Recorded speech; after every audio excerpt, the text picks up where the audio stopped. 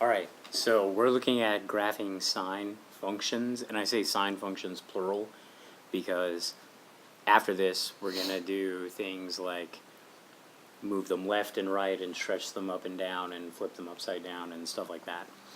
But first of all, we've got to do the basic sine function, and for that I've drawn a unit circle and I've indicated the key points where we're going to anchor the sine function. Theta is 0, theta is pi over 2, theta is pi, theta is 3 pi over 2, and of course here they are on the, I guess, x-axis. And then for each one of these, we're going to read off the y-coordinate of the thing on the unit circle. So of course, when theta equals 0, y equals 0. When theta equals pi over 2, y equals 1. When theta is pi, y equals 0. And when theta is 3 pi over 2, y is negative 1.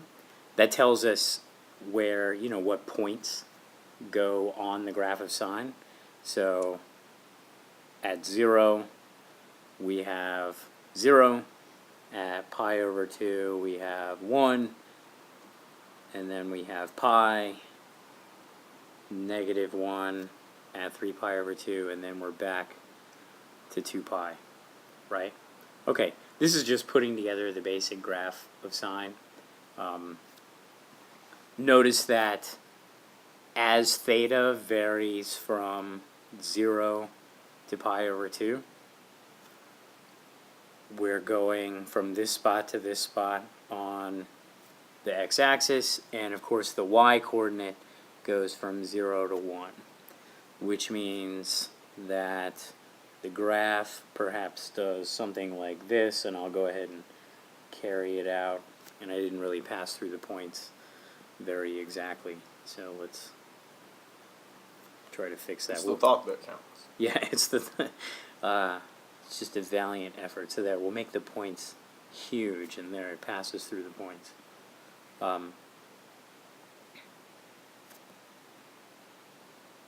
Whoops.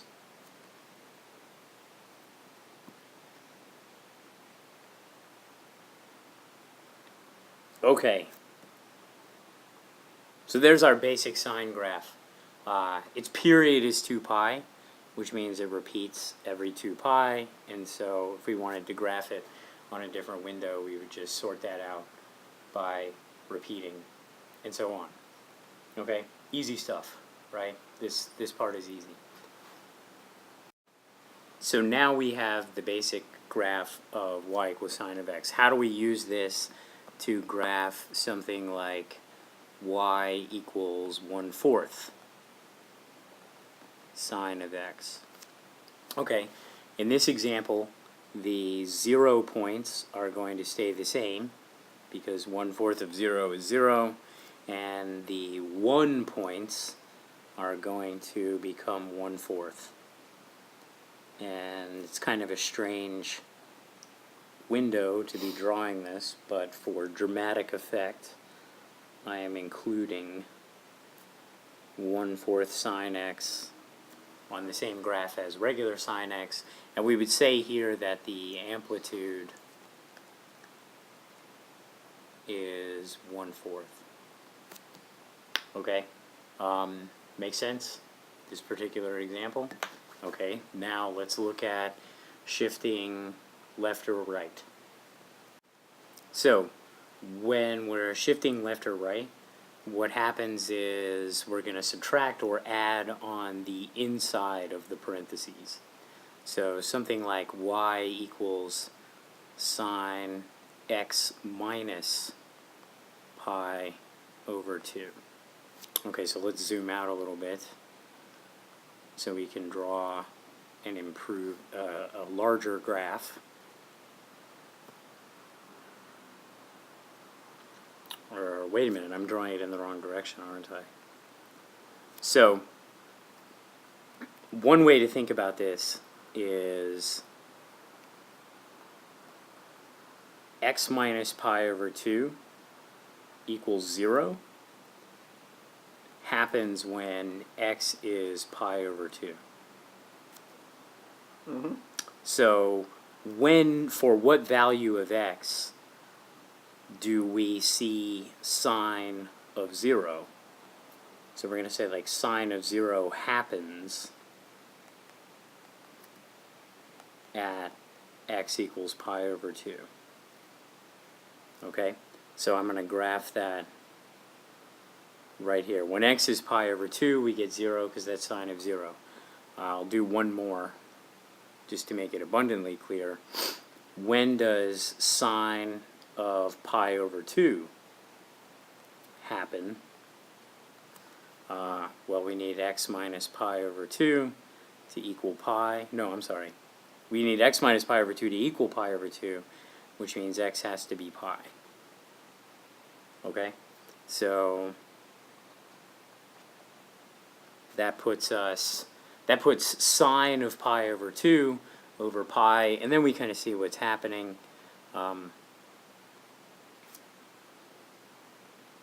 Ultimately, what we get is a shift to the right.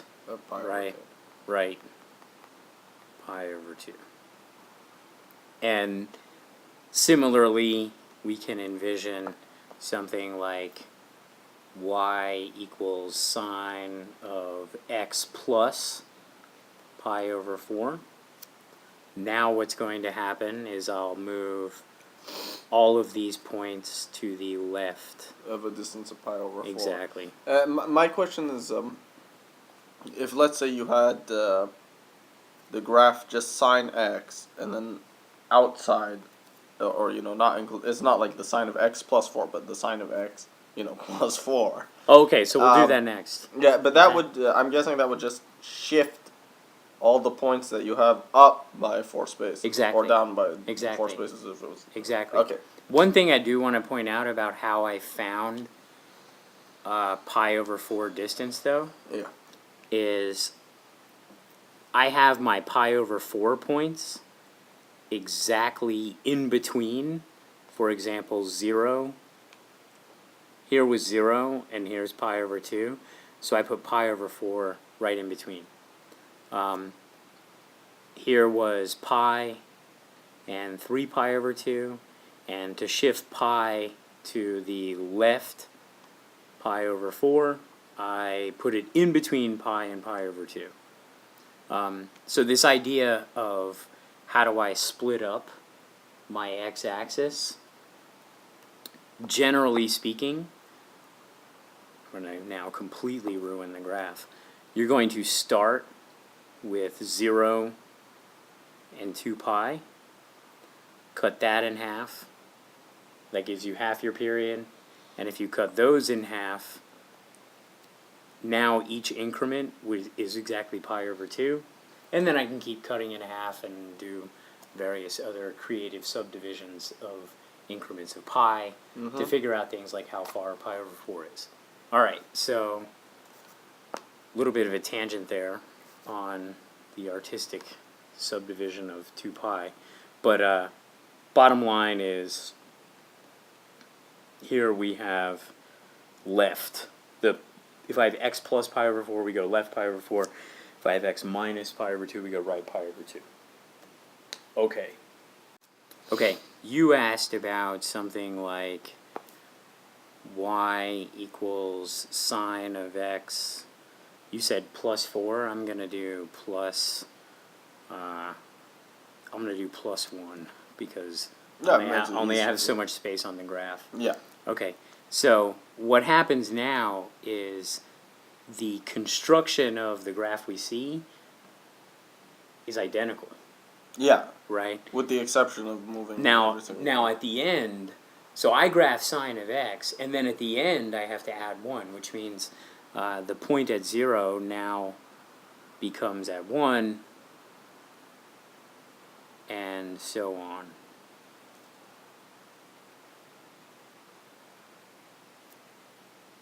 And we see this is a vertical shift of 1. Okay? This is kind of the easiest of all the possibilities. Okay? I'm going to do one more thing that happens vertically. Okay, one more sort of thing that happens vertically is y equals negative 4 sine x. I'm going to have to zoom out a little bit. Maybe I shouldn't use negative 4. Maybe I should use It's like -2 or something. yeah, right. I don't want to go crazy on the. So y equals negative 2 sine x. Yeah. Okay, again, all the 0 points are going to stay the same. Yeah, because you're basically multiplying everything by -2. Exactly. So like what was at 1 would now be at -2. Exactly. And what was at -1 would now be at +2. Okay. So in this example, the amplitude becomes 2, but the graph gets flipped upside down. Yeah. So amplitude equals 2. Okay. There's one more thing that can happen to a sine function, and that is it can be stretched or squished horizontally. I don't know if there are any in the homework that are like that, but we might as well do one. Okay, now we're doing something like a horizontal, we'll do a compression. If I do something like y equals sine of 2x, now let's see when the inside argument is equal to pi over 2. That happens when x is pi over 4. In other words, sine of pi over 2 happens at x equals pi over 4.